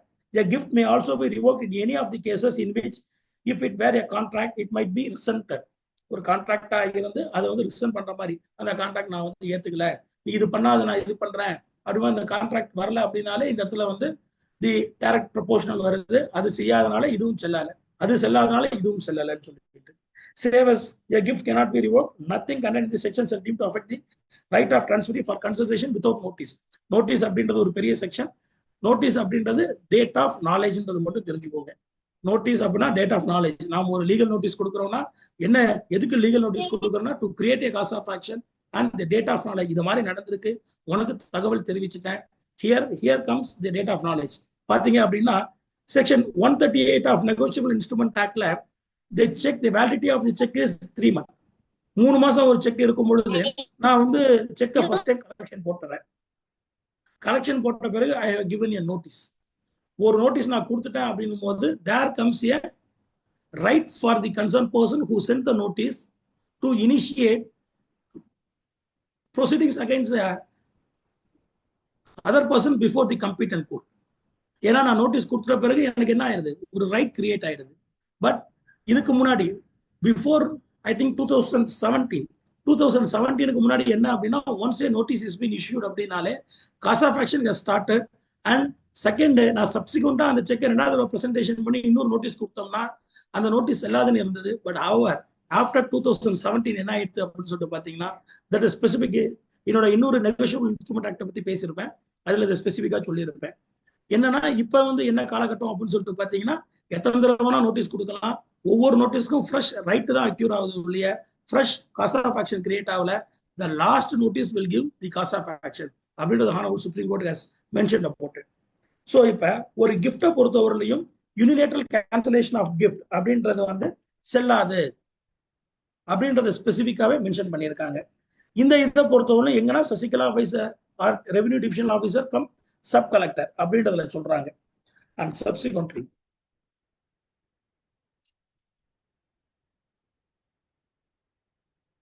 இதுல வந்து முக்கியமான நாம வந்து day to day practical experience நாம வந்து டீல் பண்ணுவோம் அப்படின்னு சொல்லிட்டு பாத்தீங்கன்னா, there will be an attachment of property. நீங்க பாத்தீங்க அப்படின்னா, for example for practical purpose எப்படி போவோம் அப்படின்னு சொல்லிட்டு பாத்தீங்கன்னா, the property will be worth more than crores rupees. அது வந்து ஒரு 5 crore போற ப்ராப்பர்ட்டியா இருக்கும். The owner of the property could have executed a promise note in favor of any person. நாம இந்த ப்ராமிஸ் நோட் எடுத்து 5 கோடி ரூபாய் விலை போற ப்ராப்பர்ட்டியை நம்ம என்ன பண்ணுவோம், ஒரு 5 லட்சம் ரூபாய் போட்டு கோர்ட்ல போட்டு அட்டாச்மெண்ட் பண்ணுவோம். கோர்ட்ல அட்டாச்மெண்ட் ஆகும்போது அவன் வந்து 5 கோடி ரூபாய் ப்ராப்பர்ட்டியை விற்க போறாங்க. விற்க போகும்போது என்ன ஆகுனா, சார் ஒரு அட்டாச்மெண்ட் இருக்கு, கோர்ட் அட்டாச்மெண்ட் இருக்கும்போது நீங்க ப்ராப்பர்ட்டி விற்க முடியாதுன்னு சொல்லுவாங்க.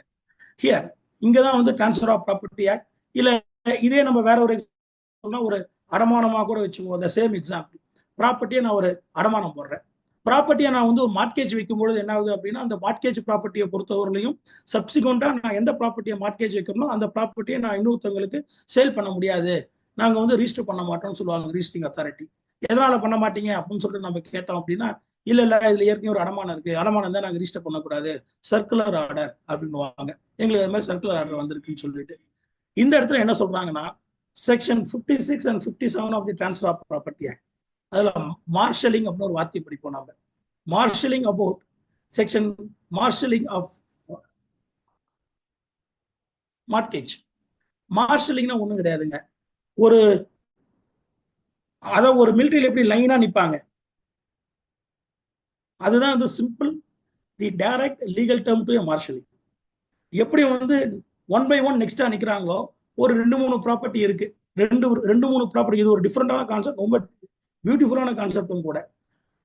நான் வந்து எனக்கு வந்து ABC 3 ப்ராப்பர்ட்டி இருக்கு. இந்த 3 ப்ராப்பர்ட்டி என்ன பண்ணிடுறேன், என்னோட ப்ராப்பர்ட்டி முழுக்க நான் வந்து அடமானம் வச்சிடறேன். அடமானம் வச்ச பிறகு அதே ப்ராப்பர்ட்டியை நான் இன்னொரு நபருக்கு வித்துறேன்.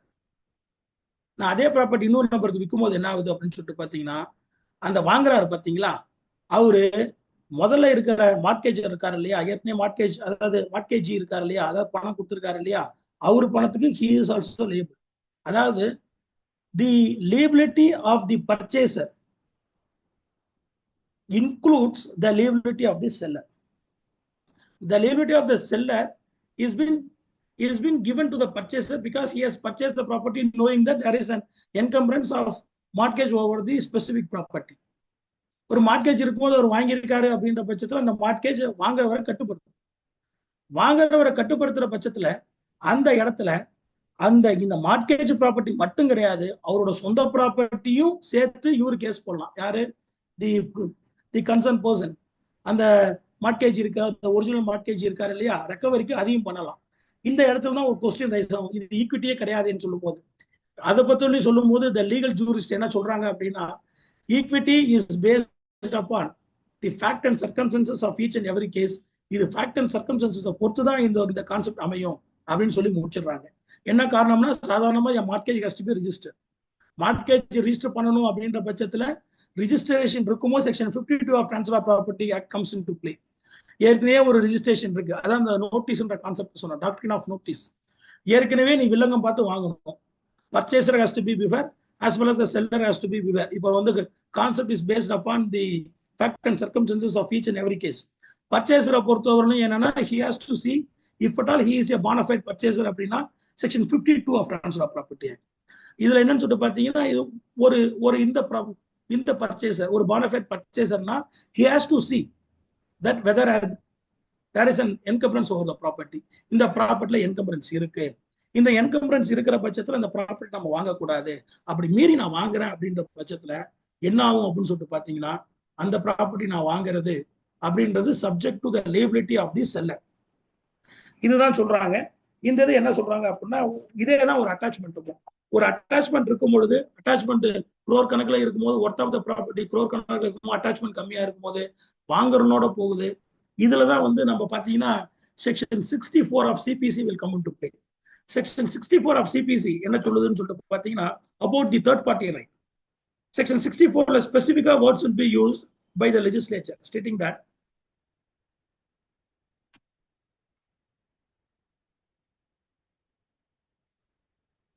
Section 64 CPC, private alienation of property after attachment to be void. இதுல என்ன வேர்ட்ஸ் யூஸ் பண்றாங்கன்னா where an attachment has been made, any private transfer or delivery of the property attached or of any interest therein, and any payment to the judgment debtor of any debt, dividend or other money contrary to such attachment shall be void as against all claims enforceable under the attachment. The word, each and every word is very much important.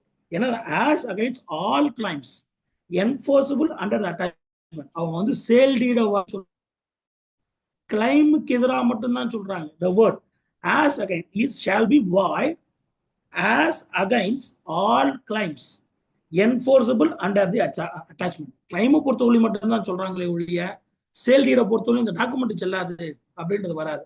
ஒரு document செல்லாது, இது fraudulent transfer, he is not a bona fide purchaserன்றது we got to see through section 52 of the TP Act. இப்ப இந்த இதுக்கு the Honorable Supreme Court has mentioned in Marthandam Pillai vs. Padmavati Ammal, which is reported in 1971 3 SEC page number 878. இதுல என்ன சொல்றாங்கன்னா sale is only void against all other claims enforceable under the attachment and it is not void generally. ஜெனரலாவே இது செல்லாதுன்னு சொல்லல. The word is as against all other claims enforceable அப்படிதான் சொல்லியிருக்காங்க அப்படின்றாங்க. If such interpretation given, இதுலதான் என்ன சொல்றாங்க constitutional right இது வந்து பாதிக்கும். ஆர்டிகல் 300A வந்து இது கர்டைல் பண்ணது, அதனால இது கிளைம்ஸ்க்கு எதிராக தான் செல்லும் அப்படின்ற வார்த்தையை சொல்றாங்க. And also the same is also been upheld. எதுல சொல்றாங்கன்னா Balachandran vs AM Muthaiya Mudaliar, which is reported in 1974 87 Law Weekly page number 812. இதுல ஸ்பெசிபிக்கா என்ன சொல்றாங்க அப்படின்னு சொல்லிட்டு பாத்தீங்கன்னா ஒன்லி அகைன்ஸ்ட் இதே இதுதான் என்ஃபோர்ஸபிள் அகைன்ஸ்ட் ஆல் கிளைமுக்கு தான் மற்றதுக்கு எதிராக கிடையாது அப்படின்ற வாசகத்தை சொல்றாங்க. அதே நேரத்துல வந்து வேற என்னென்னலாம் வந்து சொல்றாங்க அப்படின்னு பாத்தீங்கன்னா சாதாரணமா நம்ம கோர்ட்ல வந்து ஒரு இதை செட்டில் பண்ணியிருப்போம். சாதாரணமா நம்ம ஜெனரல் ப்ராக்டிக்கலா எடுத்துட்டோம்னு வச்சுக்கோங்களேன். ப்ராக்டிக்கல் எக்ஸ்பீரியன்ஸ்ல என்ன ஆகும் அப்படின்னு சொல்லிட்டு பாத்தீங்கன்னா 2000 பாண்டு போட்டிருப்பாங்க. அந்த பாண்டு வந்து ஆக்சுவலா பைசல் ஆயிருக்கும், இல்ல பஞ்சாயத்து பேசி பைசல் பண்ணியிருப்பாங்க. லிமிடேஷன் இபிஏ போட்டிருக்க மாட்டாங்க, லிமிடேஷன் பாரா இருக்கும் 2012. Because limitation for filing and EP is 12 years for an recovery of money. இதுல இது பண்ணும்போது 12 years முடிஞ்சு போயிருக்கும். இதுல வந்து நம்ம போய் ரிஜிஸ்டர் பண்ணுவோம், இல்ல 2000 ஒரு வில்லங்க இருக்கு அப்படின்னு 24 வருஷம் கழிச்சு 25 வருஷம் கழிச்சு இப்ப சொல்லுவாங்க. இதை பொறுத்தவரை என்ன அப்படின்னா இதை நீங்க ரிஜிஸ்டர் பண்ணலாம், இது ஒரு பெரிய இது கிடையாது. அதுல வந்து ஒரு சம்மரி என்கொயரி மட்டும் மேக் பண்ணியிருக்கணும், ஒரு காம்ப்ரமைஸ் டிகிரி பண்ணியிருப்போம். ஆனா காம்ப்ரமைஸ் வந்து கோர்ட்டுக்கு நம்ம கோர்ட் வந்து ரிஜிஸ்டர் ஆஃபீஸுக்கு கம்யூனிகேட் பண்ணாம விட்டுருக்கோம். அதனால இது வந்து செல்லாது அப்படின்ற மாதிரி ஒரு ஸ்டாண்ட் எடுத்துக்கிட்டு நான் ரிஜிஸ்டர் பண்ண முடியாது அப்படின்லாம் சொல்லக்கூடாது அப்படின்றதுதான் வந்து இது சொல்றாங்க. ஸ்பெசிபிக்கா இன்டர்பிரிட்டேஷன் இதுல ஓவராலா என்ன இது பண்றாங்க அப்படின்னு சொல்லிட்டு பாத்தீங்கன்னா இன்டர்பிரிட்டேஷன்ஸை பொறுத்தவரையிலையும் interpretations of law could be given only by court but not by sub registering authorities அப்படின்றாங்க. சப் ரிஜிஸ்டர்லாம் அதை பண்ண முடியாது, கோர்ட்டு தான் பண்ணணும். அதனால any circular given by IG of registration under section 69 of registration act or any direction given by the district நாங்க DR ல கேட்கணும், district register under section 68 subclass 2 of the registration act pertaining to law is void. அது அவங்க வந்து செய்ய முடியாது. they doesn't have any authority pertaining to that. ஒரு டாக்குமெண்ட்டை ஒரு கான்ஸ்டிடியூஷனல் ரைட்டை அவங்களால கர்டைல் பண்ண முடியாது. இது எதுல சொல்றாங்க அப்படின்னா 2024 INSC page number 327 in Pernod Richard India Private Limited vice the state of Madhya Pradesh. இதுல சுப்ரீம் கோர்ட் ரொம்ப ஸ்பெசிபிக்கா சொல்றாங்க. Circulars or administrative instruction given by the registering authority is void. The task of interpretation is left only with the court but not with the registering authorities. இதுல ஸ்பெசிபிக்கா உங்களுக்கு சொல்லணும் அப்படின்னா அப்படி notes மாதிரி நீங்க போடணும் அப்படின்னா நான் வேகமா சொல்றேன்.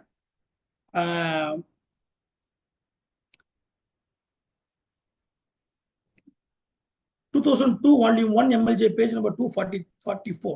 The Trust of Education and Rehabilitation of Disabled Urban and Destitute represented by its managing trustee vice the Inspector General of Legislationல ஒரு பட்டா சிட்டா அடங்கல் இல்லை அப்படின்ற மாதிரி தான் அந்த டாக்குமெண்ட்டை நீங்க வந்து ரிஜிஸ்டர் பண்ண முடியாது அப்படின்னு சொல்ல முடியாதுன்றாங்க. அதே இதை வந்து திருப்பி எதுல சொல்றாங்கன்னா ஜேசுபாலம் வைஸ் ரிஜிஸ்டர் அப்படின்றதுலையும் சொல்றாங்க. அண்ட் ரைவல் கிளைமேட் வந்து அப்ஜெக்ஷன் தெரிவிச்சிட்டாங்க அப்படின்றதுனால ஒரு டாக்குமெண்ட் ரிஜிஸ்டர் பண்ண முடியாது அப்படின்னு சொல்லக்கூடாதுன்னு சொல்லிட்டு Abdullasa vs inspector general of registration 2021 volume 2 CWC page number 451ல சொல்றாங்க. சப்சிக்வென்ட்லி ஒரிஜினல் பேரண்ட் டாக்குமெண்ட் இல்ல அப்படின்றதுனால டாக்குமெண்ட் ரிஜிஸ்டர் பண்ண முடியாது அப்படின்னு சொல்லிட்டு லட்சுமி அம்மாள் வைஸ் சப் ரிஜிஸ்ட்ரார் வெள்ளிவாக்கம் அப்படின்றதுல சொல்றாங்க. அண்ட் சப்சிக்வென்ட்லி ரூல் 162 பொறுத்தவரையிலையும் அது செல்லாது. ரூல் 162 பொறுத்தவரையிலையும் அதுல இருக்கிறதா சொல்ல முடியும் போல குவாசி ஜுடிஷியல் அத்தாரிட்டி கிடையாது. அண்ட் ரூல் 55A பொறுத்தவரையிலையும் which has been declared as void. இது எல்லாமே Federal Bank vs sub registrar அப்படின்றதுல ஸ்பெசிபிக்கா சொல்றாங்க. அண்ட் above all சாதாரணமா என்ன பண்ணுவாங்க, ஒரு புகார் கொடுத்தவொடனே போலீஸ் வந்து ஒரு லெட்டர் கொடுப்பாங்க ரிஜிஸ்ட்ராருக்கு, இந்த ப்ராப்பர்ட்டி ரிஜிஸ்டர் பண்ணாதீங்க, இந்த ப்ராப்பர்ட்டி சம்பந்தமா எனக்கு டிசிபில வந்து ஒரு கம்ப்ளைண்ட் வந்திருக்கு, இது சம்பந்தமா நாங்க விசாரிச்சுட்டு இருக்கோம்னு. அது மாதிரி போலீஸ் கொடுத்தாலும் அதை ஏத்துக்க கூடாது அப்படின்னு சொல்லிட்டு Madhupriya vs inspector general of registration அப்படின்றதுல 2020 SEC ஆன்லைன் மெட்ராஸ் 20112 அப்படின்றதுல ஸ்பெசிபிக்கா சொல்றாங்க. And if at all any discrepancies அப்படின்ற மாதிரி இருந்தால் the Transfer of Property Act will prevail over the Registration Act அப்படின்றத வந்து ரொம்ப ஸ்பெசிபிக்கா சொல்லிட்டு ஒரு லேண்ட்மார்க் ஜட்ஜ்மெண்ட். அதுக்கப்புறம் இதுல சொல்றாங்கன்னா நான் உங்ககிட்ட சொன்னோம் இல்லையா சுப்பிரமணிய வைஸ் ராசிபுரம் அப்படின்னு சொல்லிட்டு அதுல ஒரு பாயிண்ட் என்ன சொல்றாங்க அப்படின்னா, இவ்வளவு டைரக்ஷன் கொடுத்துட்டோம், இந்த டைரக்ஷன்லாம் ஃபாலோ பண்ணல அப்படின்ற மாதிரி இருந்தால் straight away a contempt could be moved against the concerned registering authority அப்படின்னு சொல்றாங்க. ஒரு இடத்துல நாம் இது பண்ணும்போது law will prevail over anything and the citations or the judgments laid down by the Honorable High Court as well as the Apex Court as per Constitution will prevail is the law of land. Law of land ன்னு சொல்லிட்டு வருமோ அது he has to abide by it. அதை வந்து பண்ண முடியாது, நான் திருப்பி சர்க்குலர் ஆர்டர் தான் செய்வேன் அப்படின்ற மாதிரி தான் straight away we could move contempt against the registering authorities. இதுல ஒரே ஒரு ஸ்பெசிபிக் கேஸை சொல்லி நான் முடிச்சுக்கிறேன். என்னன்னு சொல்லிட்டு பாத்தீங்கன்னா, ரீசெண்டா ஒரு கேஸ்ல என்னாச்சு அப்படின்னா, a power of attorney is being initiated given by 4 persons to A, B, C, D has given power of attorney to X. X has given all the money to the ABCD part by part in white through account transaction. இப்ப ABCDல வந்து D has died, ABC மட்டும் உயிரோடு இருக்காங்க. ABC உயிரோடு இருக்கும்போது என்ன ஆகுது அப்படின்னு சொல்லிட்டு பாத்தீங்கன்னா, D இறந்துட்டாங்க, இந்த பவர் ஆஃப் அட்டார்னி செல்லுமா செல்லாதான்னு சொல்லிட்டு ஒரு கேள்வி வருது. அந்த இடத்துல என்ன ஆகுது அப்படின்னு சொல்லிட்டு பாத்தீங்கன்னா, contract act section 201 comes into play. அதுல என்ன அப்படின்னு சொல்லிட்டு பாத்தீங்கன்னா,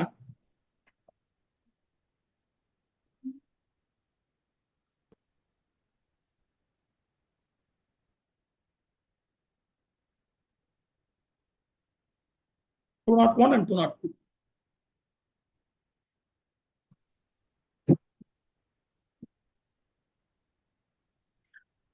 ஒரு பவர் ஆஃப் அட்டார்னி அப்படின்றது ஏஜென்சி. டெர்மினேஷன் ஆஃப் ஏஜென்சி அப்படின்றத பொறுத்தவரையும் 201 says எப்பல அதுல என்ன எக்ஸெப்ஷன்ஸ் அப்படின்னு சொல்லும்போது நீங்க பார்த்திருப்பீங்க, irrevocable 202 sir, 202 please take 202 sir, which is about termination of agency is 201. 202 is specifically pertaining to the exceptions in which the example case which I propose to you now. என்ன அப்படின்னு சொல்லிட்டு பார்த்தீங்கன்னா 202ல வந்து டெர்மினேஷன் ஆஃப் ஏஜென்சி நம்ம irrevocable power of attorney அப்படின்றத படிச்சிருப்போம். ஒரு power of attorney எப்ப irrevocable ஆகுது அப்படின்னு சொல்லிட்டு பார்த்தீங்கன்னா, நான் வந்து இந்த ஏஜென்ட் அதற்காக ஏதாச்சும் ஒரு அமௌண்ட் கொடுத்துருக்கணும். ஏஜென்ட் வந்து ஒரு 1 லட்ச ரூபா கொடுத்த ஒரு பிரின்சிபலுக்கே கொடுத்து நீங்க இந்த குடோன்ல இருக்கிறதெல்லாம் அந்த சரக்கை வாங்கி வைங்க, நானே ஏஜென்ட்டாவும் செயல்படுறேன் அப்படின்னு சொல்றாரு. அந்த குடோன்ல இருக்கிற சரக்கு ஏஜென்ட்டை பொறுத்தவரையிலையும் and irrevocable power of attorney. இவர் வித்து இவருக்கு வர வேண்டிய காசை ஃபர்ஸ்ட் எடுத்துக்கிட்டு மிச்சத்தை இவர் வந்து பிரின்சிபலுக்கு தரலாம். அதுதான் சொல்றாங்க termination of agency when agent has an interest in subject matter. ஏஜென்ட்க்கு எப்ப இன்ட்ரெஸ்ட் வருது? இந்த கேஸ்ல agent has given entire money, has paid entire money through account transaction to A, B, C, D. But however, D has died in the course. இதுல என்ன ஆகுதுன்னா A, B, C மட்டும் ஆக்சுவலா உயிரோடு இருக்காங்க. இப்ப D இறந்துட்டாரு. D இறந்ததுனால இந்த பவர் ஆஃப் அட்டார்னி வந்து செல்லாம போயிடுதான்னு கேட்டா அதுக்கு செக்ஷன் 202 ஸ்பெசிபிக்கா சொல்லுது, வேற agent has himself an interest in the property which forms the subject matter of the agency. The agency cannot, in the absence of an express contract, be terminated to the prejudice of such interest. அதுக்கு ஒரு illustration சொல்றாங்க. A gives authority to B to sell A's land. இதே இதுதான். Bக்கு ஒரு authority தராங்க, ஏவோட land விற்க சொல்லி, and to pay himself out of the proceeds. அதை வித்து அதுல இருந்து வர காசை நீ எடுத்துக்கோ, நான் உனக்கு கொடுக்க வேண்டிய கடனுக்கு proceeds the debt due to him from A. உனக்கு நான் கொடுக்க வேண்டிய காசுக்கு இந்த கடனை நீ எடுத்துக்கோன்றாங்க. A cannot revoke this authority, nor can it be terminated by his insanity or death. A வந்து ஒரு பைத்தியக்காரன் ஆயிட்டாலோ or death இறந்தே போயிருந்தா கூட இந்த கான்ட்ராக்ட், இந்த power of attorney is an irrevocable power of attorney which could not be declared as void even after or insanity of A. இந்த கேஸ்ல எப்ப அக்கௌண்ட்ல பணம் transaction பண்ணிடுறாங்களோ that the D X is having every right to sell the property. இந்த property நம்ம registering அத்தாரிட்டிக்கு register கொடுக்க போகும்போது இல்ல உனக்கு டைட்டில் கிடையாது, இது பண்ண முடியாது, he cannot say because he could not discuss about the title of the property. இதை பத்தி ஏற்கனவே சுப்ரீம் கோர்ட்ல சொல்லியிருக்காங்க. And subsequently the document has to be registered as per section 202 of the Contract Act because the power of attorney is an irrevocable.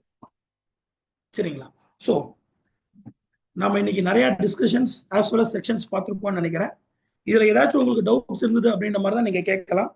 And subsequently இந்த authorities பொறுத்தவரையிலும் நமக்கு வந்து நம்ம transfer of property act along with CPC contract act as well as the registration act இதெல்லாமே discuss பண்ணியிருக்கோம்.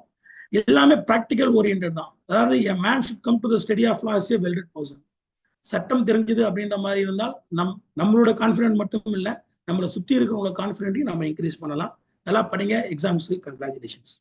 Thank you sir. இந்த power எல்லாருமே இறந்து போயிட்டாங்கன்னா பவர் கொடுத்தவங்க அப்பயும் அது irrevocable சார்? அது irrevocable தான் சார். ஏன்னா வந்து he should have அவர் ஒரு அமௌண்ட் கொடுத்துருக்கணும். என்னன்னா வந்து இந்த இதுக்காக அக்கௌண்ட் டிரான்சாக்ஷன்ல பணம் கொடுத்துட்டாரு. ஸோ அவங்களுக்கு வர வேண்டிய அமௌண்ட் அதுல வந்துருது. And he has interest over the property. யாருக்கு இன்ட்ரெஸ்ட் வந்துருது? The power of attorney holder இருக்காரு இல்லையா, அவருக்கு இந்த ப்ராப்பர்ட்டில இன்ட்ரெஸ்ட் வந்துருது. இன்ட்ரெஸ்ட் வர பட்சத்துல the power of attorney became irrevocable power of attorney. அதுதான் இந்த illustration சொல்லுது. Thank you, sir. Thank you, sir. வேற ஏதாச்சும் doubt madam? Sir, participants? Sir Suresh sir? Yes sir, yes sir. Sir thank you sir, thank you very much sir. ரொம்ப இன்ட்ரெஸ்டிங்கான topic. Suresh sir வந்து ஒரு மிகப்பெரிய கோஆர்டினேஷன் கிரியேட் பண்றாருங்க சார். Coordination, cooperation. உங்களுக்கு தெரியும் கோஆபரேஷனுக்கும் கோஆர்டினேஷனுக்கும் வித்தியாசம். கோஆபரேஷன் அப்படின்றது ஒருத்தர் சொல்லி ஜாயின் பண்றது, கோஆர்டினேஷன் எல்லாரும் ஒன்னா சேர்ந்து பண்றது. சுகுணா அகாடமி அப்படின்றது தமிழ்நாட்டுல ஒரு பிரசித்தி பெற்ற அகாடமி கிரியேட் ஆயிட்டு இருக்கு, வந்துடுது. அவரோட கோஆர்டினேஷன்ல எல்லாருமே சிறப்பா நிறைய எக்ஸாம்ஸ் பாஸ் பண்ணணும் அப்படின்றது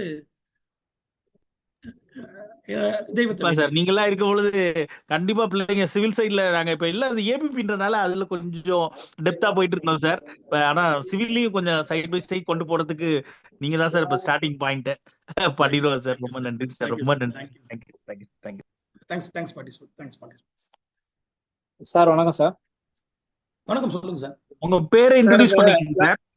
சார் நான் வந்து ராஜ் பர்சனான்னு சொல்லிட்டு இல்ல சார் அந்த ஒரு 1 2 3 4ன்னு ஒருத்தர் வந்திருக்காரு, அவரு இது டவுட் கேட்க வராரு. உங்க பேரை சொல்லிட்டு வாங்க சார். சார் வணக்கம் சார், என் பேரு துபேந்திரன் சார். சார் சொல்லுங்க சார். சார் ஒண்ணும் இல்ல சார், இந்த சொல்லுங்க. லட்சுமி அம்மாள் ரிஜிஸ்ட்ரேஷன் வள்ளிவாக்கம் இருக்குல்ல சார், ஆமாங்க சார். அந்த ஒரிஜினல் டாக்குமெண்ட் இல்லாம அசல் பேரண்ட் டாக்குமெண்ட் டாக்குமெண்ட் இல்லாம பண்ணக்கூடாதுன்னு. ஆமாங்க சார். சர்டிபிகேட் டாக்குமெண்ட் வச்சு ரெஜிஸ்ட்ரேஷன் பண்றது. ஆமாங்க சார். இப்போ இந்த 17A இந்த இப்போ ஒரு ஜட்ஜ்மெண்ட் போட்டாங்க சார், இது ஓவர்லுக் பண்ணிருக்கா சார்? சார் இல்ல 77A ஸ்கிராப் பண்ணிட்டாங்க. ஆ 77A ஸ்கிராப் பண்ணிட்டாங்க சார். இது சிம்பிள் லாஜிக்குங்க சார். ஒரு ஒரிஜினல் டாக்குமெண்ட் அப்படின்றத நம்ம இப்படி வச்சுப்போம். அண்ணன் தம்பிங்க 2 பேர் பாகம் பிரிச்சுக்கிறாங்க சார். அப்ப எத்தனை ஒரிஜினல் டாக்குமெண்ட் இருக்கும்? ஒண்ணுதான் சார் இருக்கும். ஒண்ணுதான் இருக்கும். நாம சாதாரணமா கர்த்தா ஆஃப் த ஃபேமிலி ஞாட்ட தருவோம். நான் வந்து என்னோட பெரியப்பாட்ட கொடுத்துட்றேன். என் பெரியப்பா என்ன பண்றாரு, அதுக்கப்புறம் ஒரு 10 வருஷம் இல்ல 15 வருஷம் கடந்திருக்குங்க சார். நான் என் பெரியப்பா வந்து இறந்து போயிடுறாரு. அவரோட வாரிசு தான் இருக்காங்க. எப்படியும் பங்காளிங்கன்னு சொல்லிட்டு பிரச்சனை இருக்கும். நான் போய் அவங்ககிட்ட ஒரிஜினல் டாக்குமெண்ட் கேட்டா கொடுக்க மாட்டாங்க. சரிங்களா?